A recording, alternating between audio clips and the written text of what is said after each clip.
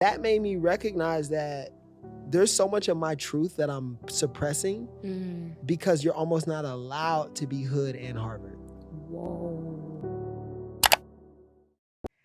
What's up, guys? Welcome back to another episode of the Golden Ghetto podcast, where we tap into conversations that uplift and inspire the youth, take back our narrative, and celebrate our golden moments. I'm your host, Ayonna, and today we have the privilege of welcoming the village leader himself, RuQuan Brown. RuQuan, how are you today? I'm amazing. That was a phenomenal introduction. Thank you. Thank you. It's important to be introduced with warmth, and I appreciate that. So thank you. Yes. Well, I'm not gonna lie, the bio that you sent me, it did give me imposter syndrome. So I was reading it and I'm just like, wow, this man does so much. And I want to highlight everything that you are doing. You are a Harvard graduate, you're an advocate, you're a researcher, a content creator, painter, artist, and designer that believes love is the medicine to create a heaven on earth. Growing up in the midst of challenges, you found purpose through sports and community activism, and you are a living Renaissance man. So, a revolutionary committed to uplifting students nationwide. How does it feel to be doing such impactful work at such a young age? Well, it feels right. You know, this is what my parents raised me to do. Mhm. This is what my community raised me to do. The teachers, the coaches in my communities raised me to be revolutionary, raised me to be a Renaissance man, raised me to be legendary. And so many people are crying out around the world, whether it be, constituents locally or nationally that are talking about politicians, whether it be teachers and parents. Everyone's wanting young people to step up Right. and needing young people to step up. So I just picked up that call, took that call and said, I'll do it. Because in my neighborhoods, whether I was in Seattle, DC, Dallas, wherever, there's all types of violence, all types of agony, all types of oppression. So if I don't stand up, if you don't stand up to create this podcast, if I don't stand up to create the ventures that I've created, it may never happen. And history says it probably won't actually. So we have to do it if we really believe in ourselves and each other. So that's why I'm doing it. That's so true. Taking the call that God has put on your heart in order to really create change within the community. I want to go to the beginning. You were born in Seattle, then you moved to Texas, and then you're in DC right now. Yeah, well, I'm between DC and Boston now, but I've been in DC the past 10 years or so. Okay. How was that growing up, like adapting to those changes? A part of why I'm so outgoing today, part of it is God made me that way, but another part is like I've been tested in every city and every hood around this country. And so I've had to stand up to gangsters or like the rude delivery guy or like the racist teacher in every city. You know what I'm saying? So that gives you a little bit of a different like hunger and a little bit of a different like strength and grit because coming from DC, like man, people are special. People got that dog in them. They don't play. Yeah. They will do whatever it takes to survive and thrive. Same thing in most hoods around this country. But imagine being like dipped in hoods in the East Coast and the West Coast. My dad's from Oakland. My mom's from Seattle. My parents ran away when they were 13 and 16. So I'm sharing that so that it's really clear that like, man, no matter where I was at, I was either directly in or very closely connected to the most traumatic circumstances that you can think of. And what that creates and curates is a soldier who like takes life serious, who stands up for himself, who loves the people around him, who takes care of businesses and builds those and takes care of communities because that's all I know. Like that's all I know because no matter what city I was in, that's what I saw. In Seattle, the youth coaches were taking care of us. They were older men who loved us and taught us the game of life and the game of football. Nate Robinson was out there because his son was on our youth team. And so getting to see guys like that around. Moved to Dallas. Deion Sanders is the coach for my team at that time. Like, who gets to get coached by Coach Prime? You know what I mean? That's amazing. And being raised by real street guys who like, take their job serious and took their job serious. And many of them died, in the field, because that there's a war happening in our neighborhoods and many of our friends and family go. So just I got to see everything and I'm so grateful for that. Fire. I feel like you really are the example I see when I think of the Golden Ghetto, like turning your trauma into triumphs and really just taking everything in your environment and creating the beauty. You really are when life give you lemon, you make lemonade. Like, I wanted True. to ask, so do you remember what you like to do and who you wanted to be before you were influenced by your environment? Yeah, when I was a jit, I wanted to be a cop. I know. Wait, where did it say JIT at? Florida. Okay. Yeah, some of my homies, they have influenced me. Okay. I'm like JIT. I'm like, see. Yeah, as a young kid, I wanted to be a cop. Mm, But you raise around certain people, you can't have that dream for too long. You know what I'm saying? You gotta let that one go. So we decided to do something else and kind of like grow my skills in other areas. But what I will say about that is like I wanted to be a cop because I wanted to see poor people, afflicted people, oppressed people, disenfranchised people get justice. wow. I didn't know that there were other ways to do that at that time. Mm-hmm. At that time, I only thought about being a policeman because that's all I know. Right. But you know, I think I wish policemen did more in our communities.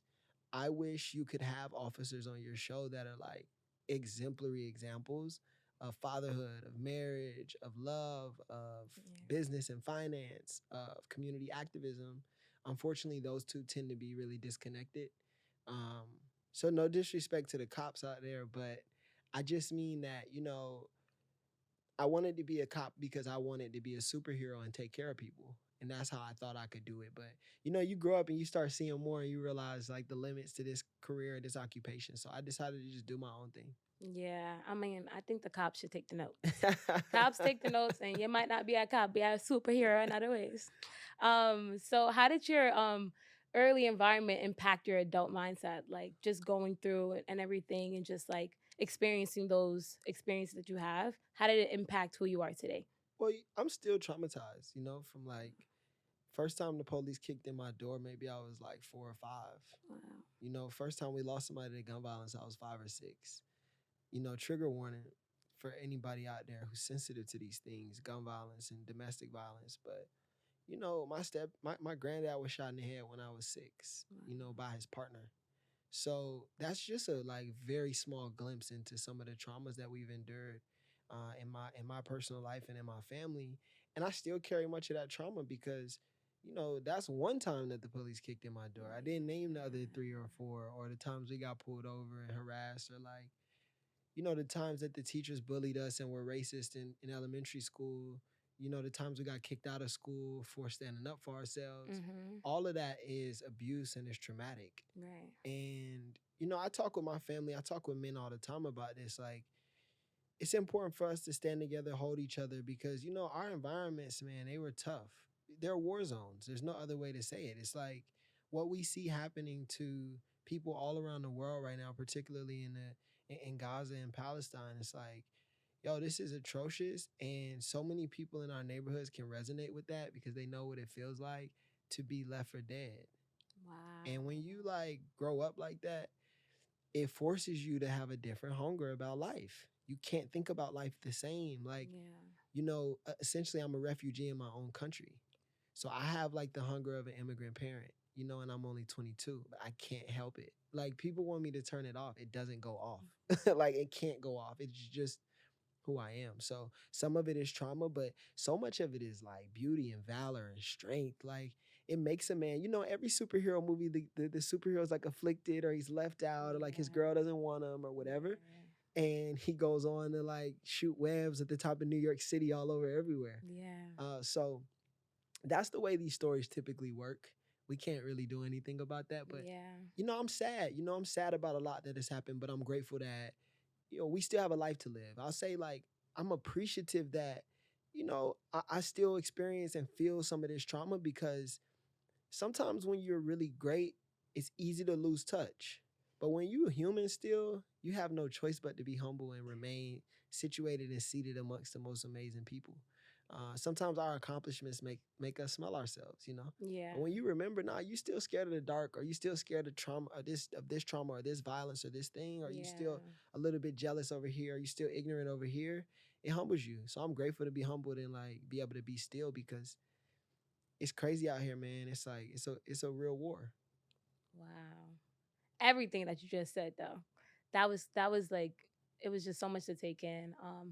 I think about just having to wear the crown and all that comes with. Like how do you give yourself grace at this, like you're doing so much and you're being an incredible intentional person, but wearing that crown, I know it comes with a lot. It comes with the duality of life. It comes with the yin and yang. Yeah. Like, how do you just, give yourself grace to be like, damn, I am only human. Like, Yeah, I certainly crack open a beautiful bottle of wine. okay, You know what I very mean? Like white wine, red. red. Okay. I love some Moscato, and one of these days I want to build and will build, my own wine brands and things like that to encourage other men to sit down and relax and enjoy their lives. But something that a lot of men overlook is like a wife is a blessing. Like a wife is a gift. You know what I mean? Like a wife can be a part of that safe space for you. Not the only part of it, but certainly a part of it. Right. Somewhere in the Bible it says that a wife is your gift in this very maybe meaningless world we live in. Yeah. And I think that's true. So my wife's awesome, amazing. Like, I love her, for all of the right reasons. So cute. Oh my God, stop.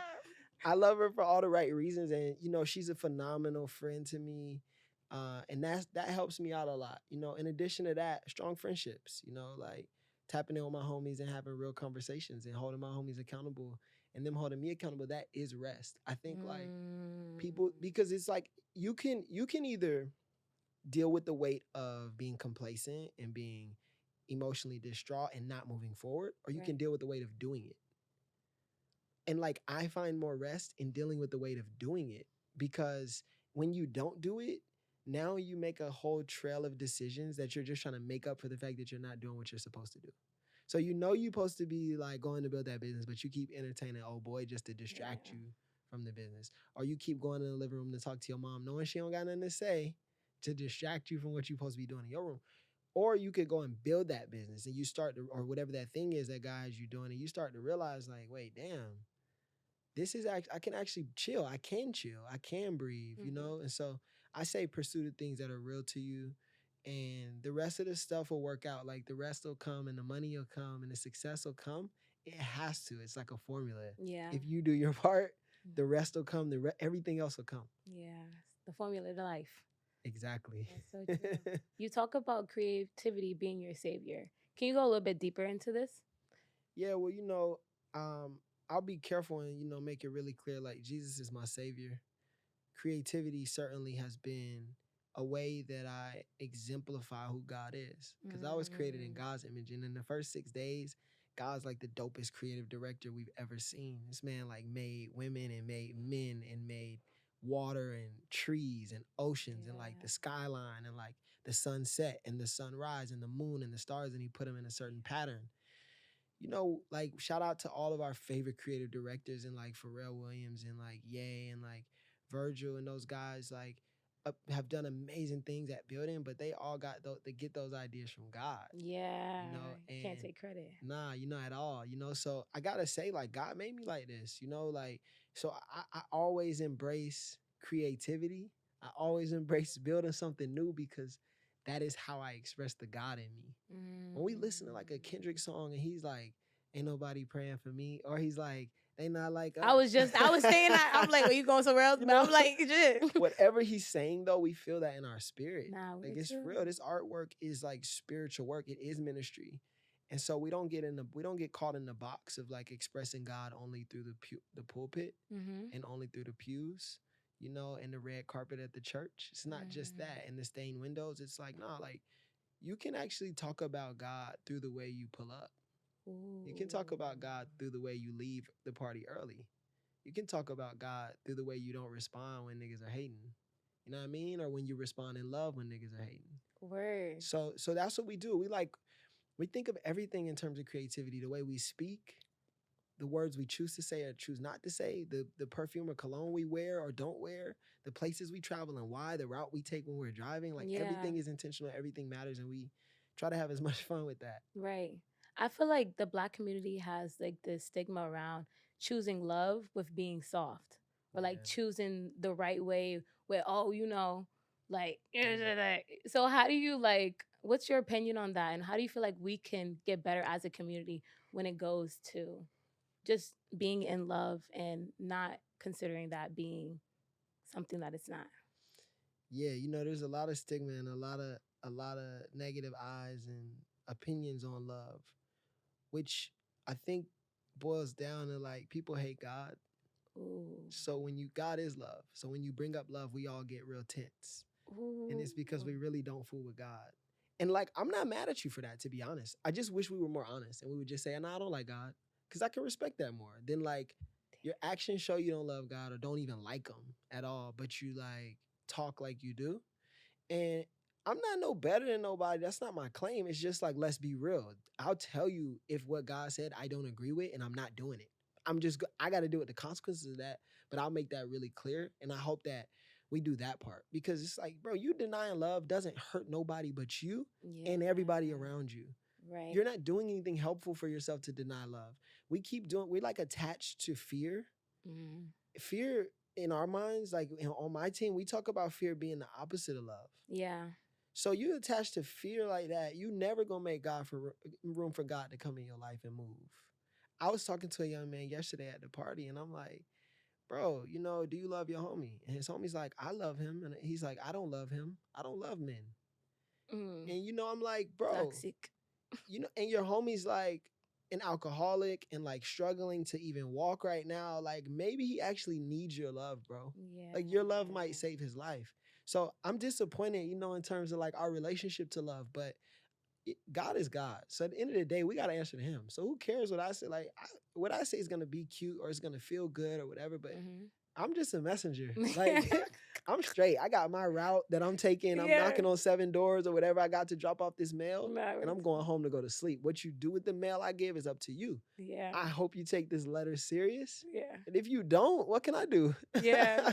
Now I feel like the community needs this because I feel like I've heard the same message from like older people, but it didn't resonate because we weren't on the same wavelength. Yeah. But seeing somebody, I feel like you're a great role model for young Black men like coming up and just looking for somebody to connect with.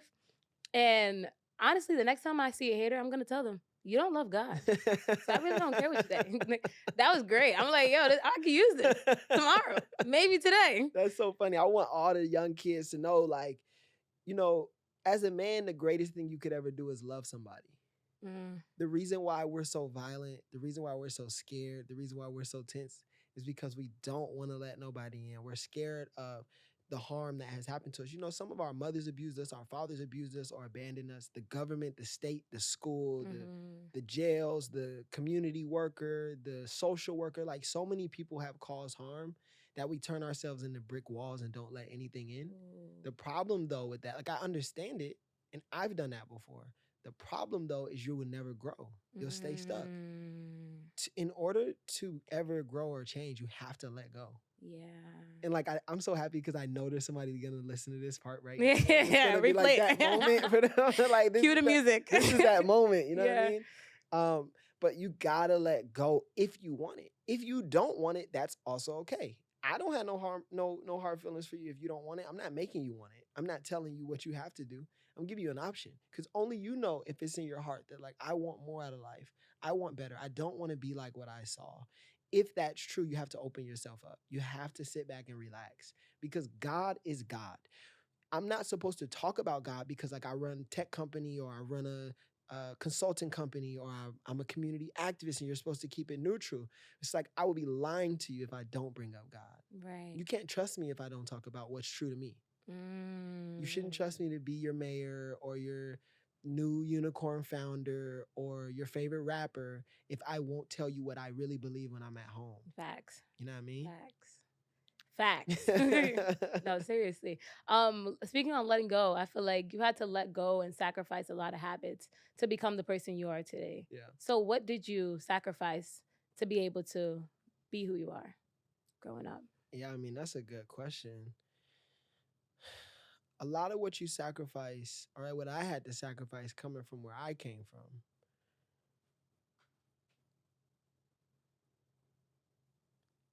The biggest thing I had to sacrifice coming from where I came from It's caring how people feel about me. Wow. That's a heavy load to carry. Yeah. It's heavier though when you care what they think. It's not heavy when you don't care. Life is easy. When you with a dude, like, let's just be real. Maybe it's in your dream, maybe it's in real life, and you just feel like a princess, and you just, like, life is so easy, and it just feels like heaven on earth. When you don't care what people think, that's what life feels like. Wow. But as soon as you start trying to figure out, well, are they going to like this? And what are they going to say? And what is my mom going to think? And my dad won't love me no more if I do this. And my ex is going to, like, comment on it. And my future husband might think I'm, like, when all of those things are in the equation, that's when life gets hard. Mm-hmm. Life's going to be hard, but that's when this stuff starts getting trivial and more challenging than necessary. When I'm able to say, I don't care even what I say about me. Wow. Did God say I'm prepared? Did God say I'm capable? Did God say I can? And I can. Period. There's no need to think about all the other stuff. You go to that edge and you jump. We like get to the edge and God's like, you're gonna be fine. You're like, but what about the altitude? And like, what about the air pressure? It's like, bro, nobody cares about that. Yeah. Just do the thing. You know what I mean? Nah, that's crazy to think about. Because being an artist, I was writing a poem and I came late. I really didn't prepare for the show that we had. And I just started writing while we were there, getting, like, honestly, like, inspired by the poets that were already doing it. And they were like, what's the name of it? And I'm like, Untitled is the name. But it's like the first thing that I thought of. And just, I'm pretty sure that wasn't what I said. But the purpose is that I went on the first thing that I thought of. And that, like, let go of the pressure of trying to be perfect or having a actual, like, a set thing. And I'm just like, that is so real, because it's like we put all these, like, pressures on ourselves to be something. And those pressures are not even, they don't belong to us. For us to even, like, at all. That's crazy to think. Who gave you that? Who gave you that pressure to borrow like that? And, like, you carrying around like it's yours. That's crazy. I think it comes from, that's seriously. Why you take that from somebody? Don't do that. That's so crazy. But I feel like it's easier said than done. 100%. But it's easier when you can go somewhere and know who you are. Mm-hmm. Like, the reason we're trying to please people is because we don't really know who we are. So we're trying to check in with them. Like, am I cool? Am I good? Am I smart? You're constantly letting someone else be the judge of that. Be your test, sort of like your test grader. When you already know you're an A student, you do not care what your handwriting looks to somebody. Yeah. When you're like the head of the math competition, you don't care what your classmates think about you. You shouldn't. Yeah. And what I'm saying is, like, figuratively for all of us, if you're great, and you can go back somewhere where it's written that says you're great, and that no matter the circumstances reminds you that you're great, then it's not that hard to not care. Yeah. We just, like, overcomplicate it. Another thing is, like, I love the social apps that we have, but one of the downsides to them is that we get addicted to them, and we are always looking at somebody else's life. Yeah. You're literally incentivized to think about what people think about you. Your influencers are paid to care about what people think about them. Yeah. Your whole job is to be a perfect person for your audience. Yeah. Even if your brand is, like, being the imperfect person. Yeah. You have to be the perfect, imperfect person. Oh my God. For your audience. And as soon as you start stepping out of that, you notice the engagement is lower, which means your check is lower. Oh my God. Which means you ain't eating what you want to eat, which means your self-esteem is lower. Like, it's all connected. So I'm not mad at any of us that are doing it. I get it. But who's going to have enough faith to say, what y'all think about me? I'm going to trust that I can make this shit happen no matter what. No matter what you say, no matter what brand doesn't want to work with me anymore, no matter what school wants to kick me out, no matter what professor thinks I don't belong, I'm great and I'm going to win, period. And when you really believe in that, that's when everything turns off, because your confidence is coming straight from source and it's not coming from any external thing. Whether it be, like, the closest person to you, like your mother, or shout out to mamas though. Like, shout out to mom, shout out everybody. I love you, mom. But, you know, sometimes your vision is only curated for you. And the creator itself to really, like, live through you. And if you're and I feel like Kanye touches on that a lot. That's why I like him so much, honestly. I feel like because he's honestly just the person that doesn't care about what people think. And because people are so programmed, when they see somebody that don't care what people think, it's like unfamiliar, so it's True. uncomfortable for them. Yep. And it's because it's uncomfortable for people to live in their truth, they get uncomfortable with people that stand in their own. True. So I think that was good. We're gonna have so many clips. I'm so excited. You made a video discussing hood identity and politics and leaving your neighborhood to realize how bad you had it. Despite growing up with the same struggles as your peers, you were labeled as different. And I definitely can resonate with this as well. Can you elaborate on this topic and what it means to you? Yeah, I grew up this wooden table is reminding me of a time I seen, all the guns you can imagine across this table as 15 dudes in the streets plotted a murder that they would commit later that night. Damn. I'm 5, 6, running around through the house. They keep asking us to stay in the back room. But when they ask you to stay in the back room, you must. You must speak, right? Yeah, no. And I think, the way that the hood is articulated to us is in a very segregated manner. That there's like these kids over here and then the bad kids over there. The few good kids and the rest hoodlums. And like even in the same projects, you'll have the lady on the 3rd floor talking smack about the lady on the 2nd floor, saying how at least we ain't as poor as them. And on the 2nd floor, telling the people on the 1st floor, well, at least we ain't like them. And she got 3 baby daddies, I only got 2. Yeah. And he did 8 years, I only did 4. It's like, seriously. Pray for the people. Right? Sincerely, please do, right? Yeah. And that made me recognize that there's so much of my truth that I'm suppressing because you're almost not allowed to be hood and Harvard. Whoa. Like that doesn't compute.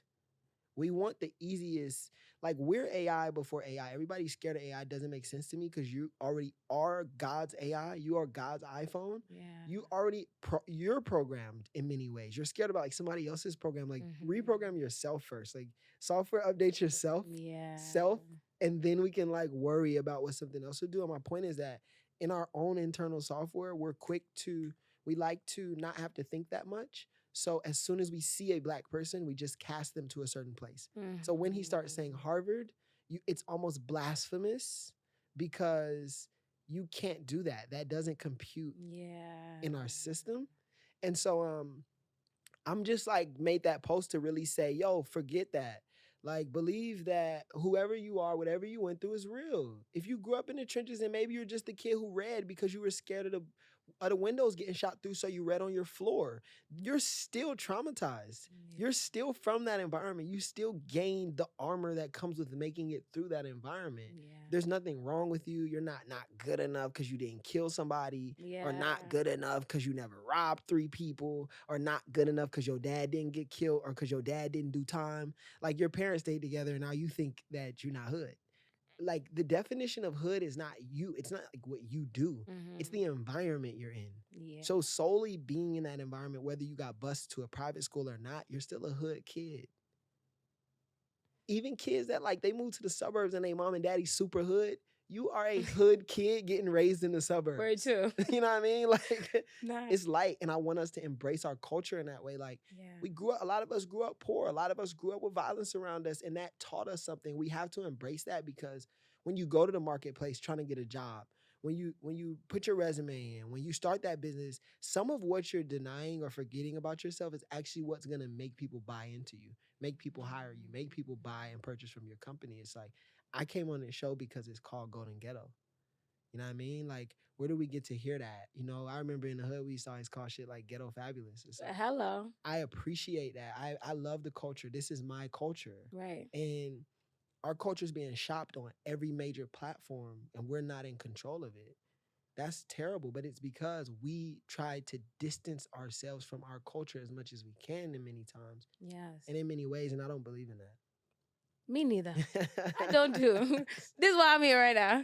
But I think of Nipsey also too when you're saying that, like how he was able to be in those rooms but be so himself because he was like confident in who he is. Yeah. And I appreciate people like you that come into these spaces and be in Harvard, but also be proud of where you come from and where you're going and who you are today. I appreciate So yeah, I think that's just like, there's so many things that is happening and everything. And it's like the fact that you are here enlightened, like in your mind, is able to inspire other people to really like open theirs as well. Yeah, that's what it's about.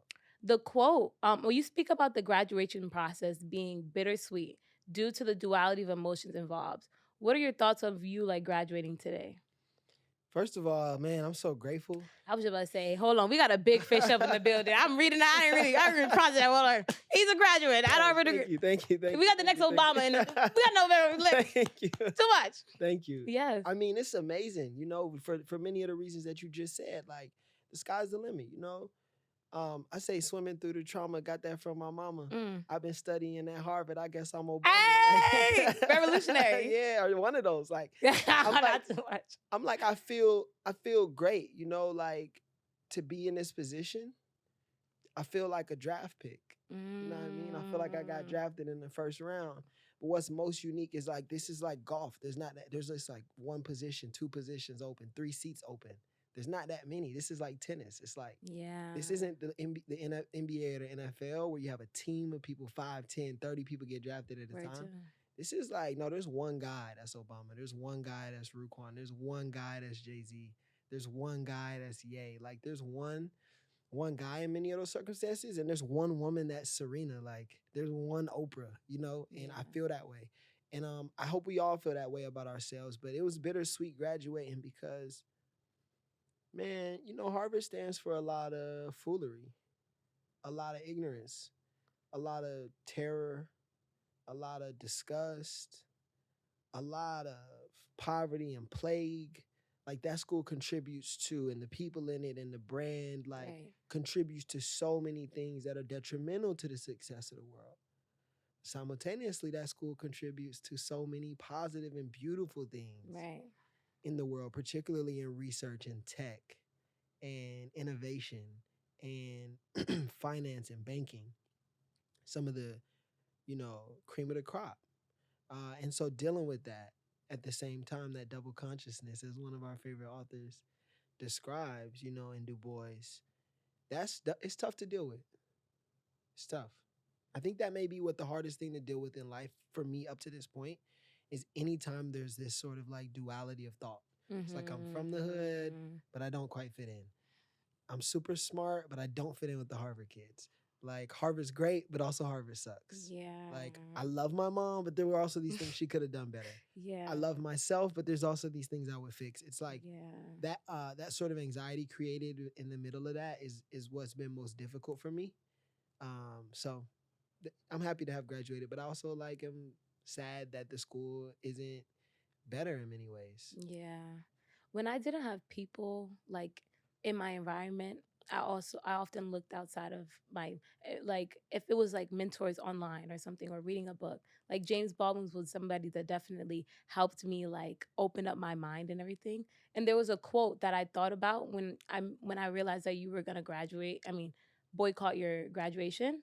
It was said, the paradox of education is precisely this: that as one begins to become conscious, one begins to examine the society in which he is educated in. And I just wanted to know, what sparked the idea behind your graduation? I mean, boycotting your graduation. I just felt like my school and so many people of influence around the world were not using their platforms to address crimes that we see happening. Right. Like, I sat down with an older Jewish guy and his wife. You know, he's a friend to me. And we've had beautiful conversations about these things, most of which we end up on opposite sides of the table, pretty much most of the time. What we do agree about is wanting to see the world in a better place and wanting all groups of people to be safe, etc. I told them I will never be okay with any group of people being obliterated. Right. I will never be okay with a genocide being acted out on anyone. Right. I have so many reasons to be upset with white people, and I still don't think that they deserve to die. I have so many reasons to be upset with cops. I still don't think they deserve to die. That's me personally. Right. I also do not agree with any sentiment that is, well, because they did harm here, we should just erase them. I don't believe in that. That's not my life. And I don't agree with those thoughts at all. So I felt like since nobody was standing up to say that, people of power and people of influence, that I wanted to say it. I wanted my school to say that. It's okay if you don't pick a side, but it's easy to say, yo, what we see happening is wrong. Yes. Earlier, I described to you like the difference between a king and most men is that a king will stand up in the front of everything and make the right choice no matter what the price is. Yeah. Most people aren't going to pay that price. They want to keep their nice house, their super dope car, their super fly shoes, their relationship with whatever brands and creative people and artists. They don't want to sacrifice that. Yeah. That's a comfort. Baldwin, Martin King, anyone, Nikki Giovanni, all of these people make claims against those of us who are comfortable. We say that those scholars I just named actually call the comfortable middle the most dangerous group of people, because they won't choose a side, and it is that complacency that sort of sets the world on fire even. Right. That's terrible to me. So I felt like no more complacency. Like, I'll use my moment to stand up for those kids that are dying all around the world, that are dying in my hood. Like, I was in DC last week working with a gentleman who was running for office in that area, and 5 kids killed, or 5 people killed in one day on the weekend. What are we doing? That's disgusting to me. And the way to address that, I think, is by having a conversation out loud about it, forcing the conversation to be had. There's nothing about that commencement ceremony that I miss or regret. Hello. I'm not interested in partying or kicking it with people who are complacent in the demise of the world. If we're going to have conversation about innovating, if we're going to have conversation about elevating, if we're going to have conversation about changing it, we're going to have conversation about investing in these young people and ensuring they have opportunity, sure, let's meet, let's party. But party for what? Yeah. Just to say we did it while people are in the middle of a war? That's like super tone deaf, you know what I mean? We're not doing that. Party for what? Why are we partying? For what? Oh my God. I seen you say you rather go out and celebrate with the people that you know actually love you. Yeah. And that comes with a deep, just having integrity. Yeah. And integrity is rare nowadays. Yeah, true. Especially growing up in going to these organizations where they want you to be a puppet instead of a person. Yeah. So it's like you even saying that, even though they're white and I still don't want them to die. Like that's deep, but it shouldn't be that deep because we're human. It's like, yo, we're human. Like oh my God, it's crazy. I told you we're programmed, like we are the AI, and we're programmed. We need a software update. Yeah. And I'm just updating to love. I might be wrong. This is the thing I love about it. It's like people get so mad. People in the comments be so heated. I know. I could be wrong. If I'm wrong, just let it be. Like, if you're sure that I don't have the answers, keep going about your day. Yeah, you could always scroll. That's all you got to do. That's it. You may not agree with my philosophy. That's okay with me. Yeah. But this is what has helped me live. This is what inspires my 11 siblings. This is what moves my communities all around this country. This is what moves people around the country and around the world, is the way that I choose to do it. The way you choose to do it might work. Right. So then you're free to do it. Right. But this is what works for me, and this is what I'm inspired to share with other young people and old people so they can teach their children. It's like, no, believe in yourself and walk in love. And that's the remedy to it all. Truly. Looking back on your journey, is there anything you would tell your freshman self? Yeah, yes and no, because on the one hand, I could tell him some advice, but maybe he wouldn't learn what he needs to learn to be here. I took myself for granted at that point in my life, and I didn't see myself all the way how I'd like to see myself, and as who I really am. Right. So that means I wasted some time. I made bad investments with my time, with my energy, with the relationships that I began or took part in. And I was also close. What I would say for sure is to be more open-minded. Okay. I was very closed-minded and judgmental. So if you were from a certain group, or you had a certain philosophy, I would just put you in a box, and anything you did, I wanted to stay far away from it. I wouldn't do that because there's so much to learn even from your enemies that I would have been more humble and just talk to people that I disagree with more, I think.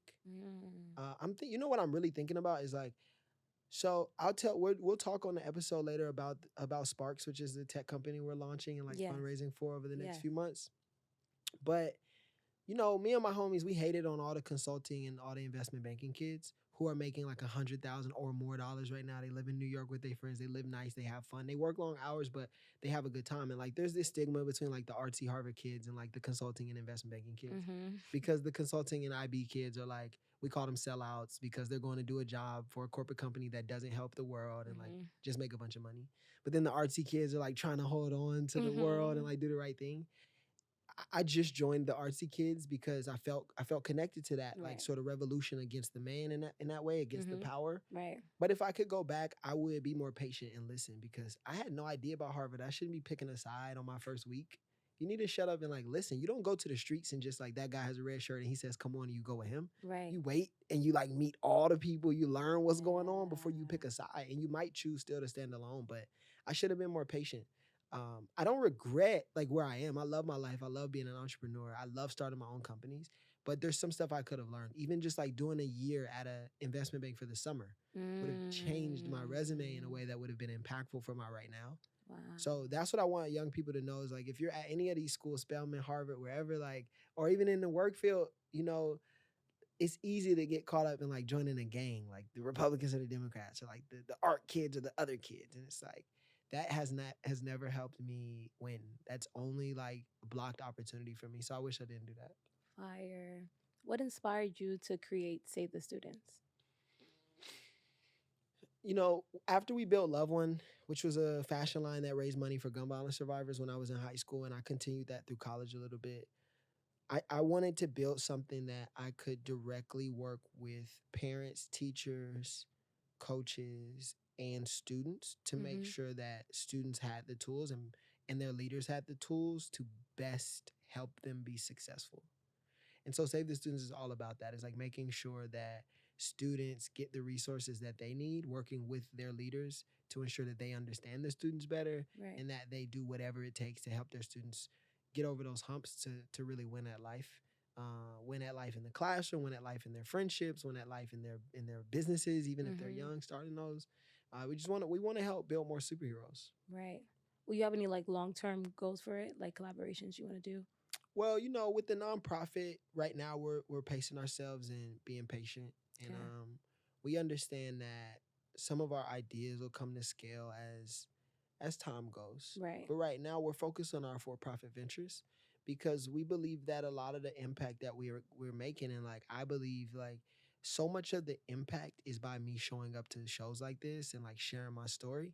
So we're being a little bit more patient on rolling out some of the programming that we were rolling out in high schools around the country. Yeah. And we're just pulling up through our phones. Like high school kids like know who I am because they watch my videos. And that's like right now what our nonprofit work consists of. But you know, on the for-profit side, there's so much work for us to do. Right. For-profit work is still so beautiful because you get to hire people and pay them like good money, and you get to like build wealth.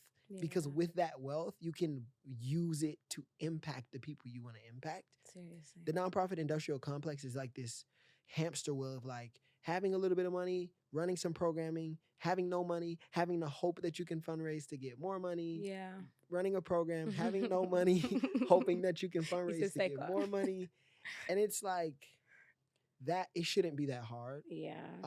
Some of our, you know, many people are able to build big businesses and then put aside $100 million that they can put beautiful people in charge of donating to, investing, and like putting back in the communities they care about. Right. And that's the model that we're leaning towards right now. Fire. I think that's dope. And it's the work is in the now. The power is in the now. You showing up today, you showing up everywhere that you continuously show up, and just honestly using your network to further create your future. Exactly. I think that's really dope.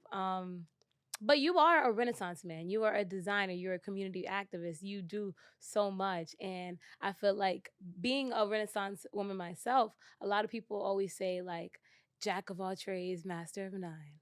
Even though that's not the full quote. What's your take on that? I don't listen to those like quotes. Okay. Cause it's like, bro, like think for yourself. That's what I tell myself. Like, forget what they said. Got you.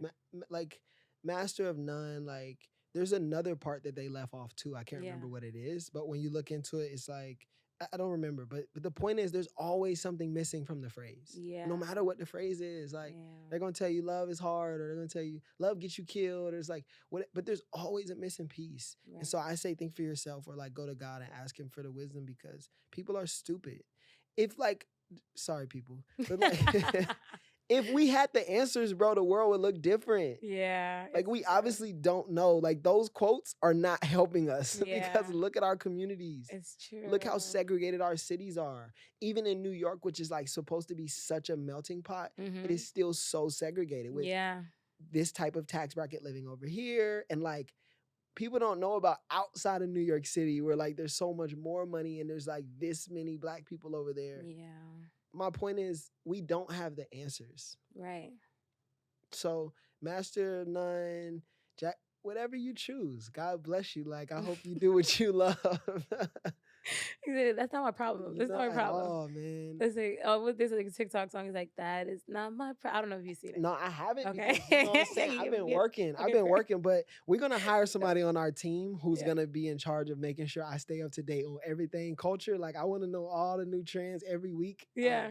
Because I'll be just reading and building. But I'll tell you, like, I believe in being a jack of all trades. You know, right now I'm building a tech company that we're raising, our pre-seed round for, and I'll tell you about that. And we're running a nonprofit, and we're also running a consulting company. And I'm also an influencer, and I'm a painter, and I'm a rapper, and I'm a husband.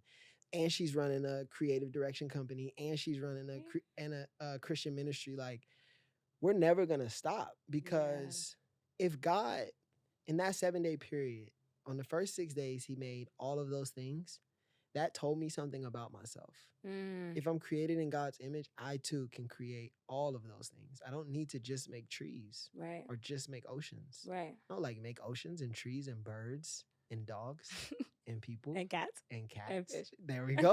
Right. No, seriously. And also the material that would one day, maybe billions of years later, create iPhones, like gold in the ground, diamonds in the ground, the dirt, the clay, the grass.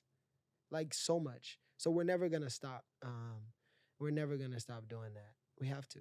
Yeah, we need people like you. We have to do it. You have a theory that love by itself can take care of everybody's needs. What are your favorite ways that you love yourself? That's a really good question. Thank you. And my favorite way of loving myself is doing the big dreams that I have in my head. Because it is the ultimate personal disgrace and disrespect to have a dream and then tell yourself you're not good enough to do it, or you're not ready, or you can't. But we do that to ourselves all the time.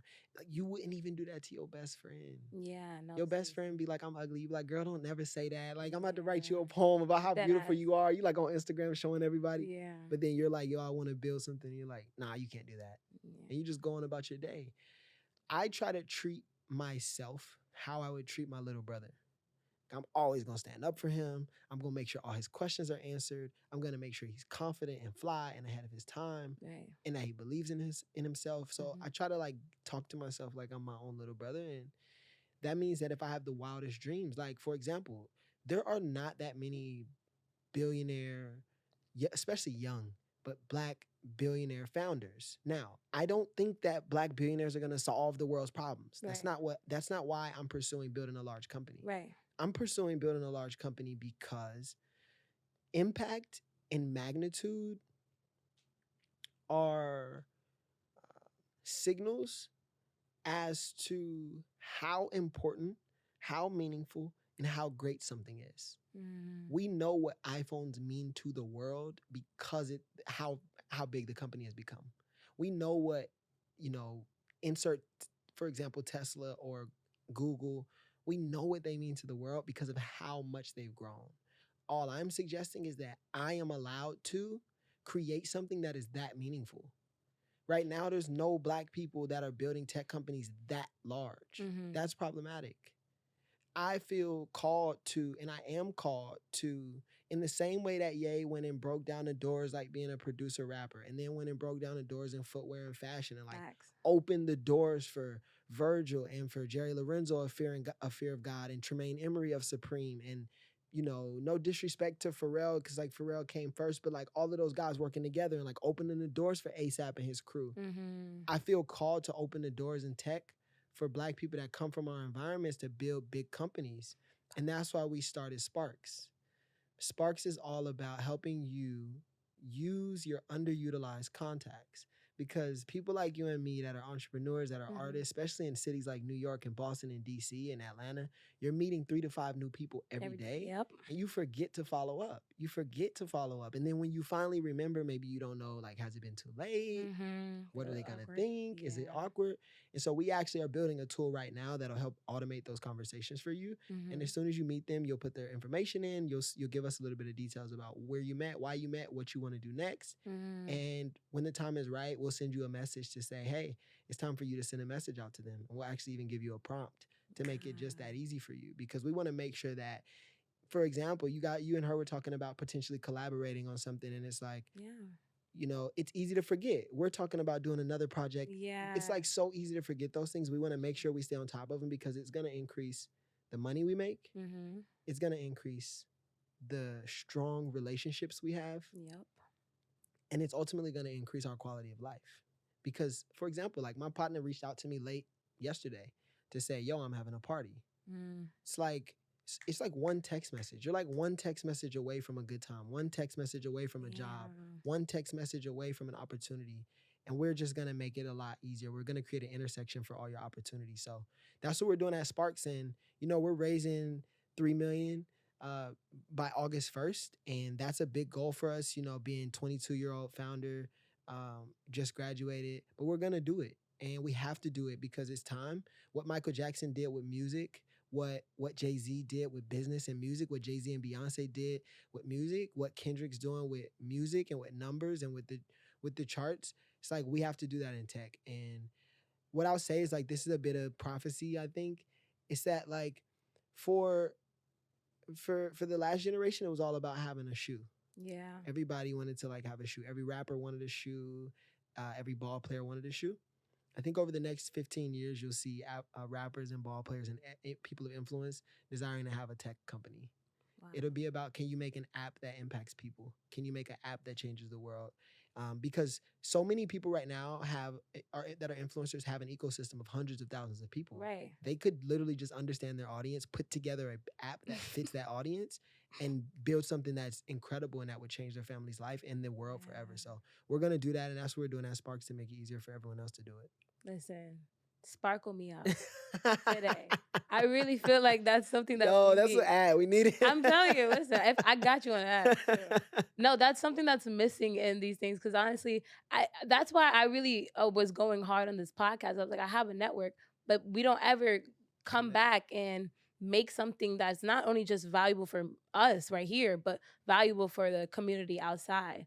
So first of all, I thank you for being here. I thank you for doing everything that you're doing in the community day in and day out. And it's like, you're not just doing it to do it. You actually have integrity. You have values. You're a man of God, a wonderful wife. Shout out. Shout out my ghetto. So you can never lose with that. True. Once you're a black woman behind it, True. It's a black woman too, girl. It's not no Becky. So yeah, I'm just really excited for the future.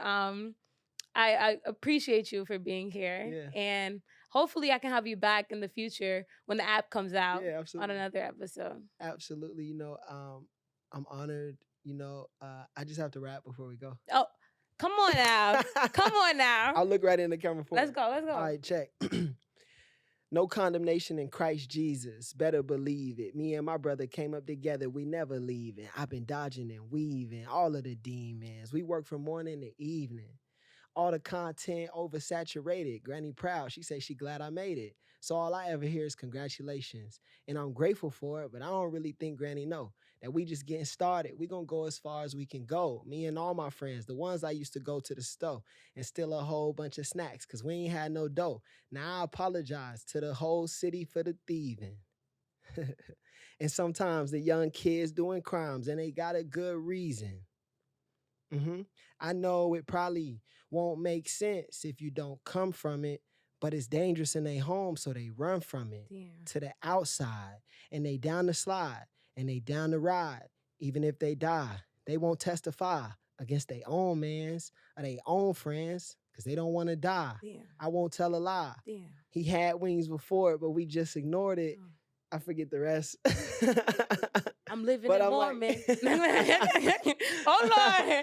And we keep glory and we going in the intro, picking up the pencil. I like that. Now,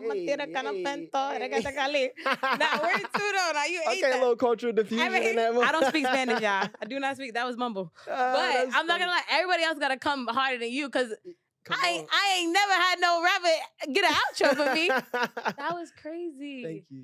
Yeah. Thank you so much. And thank you guys for watching. We have more episodes coming and make sure you tune in.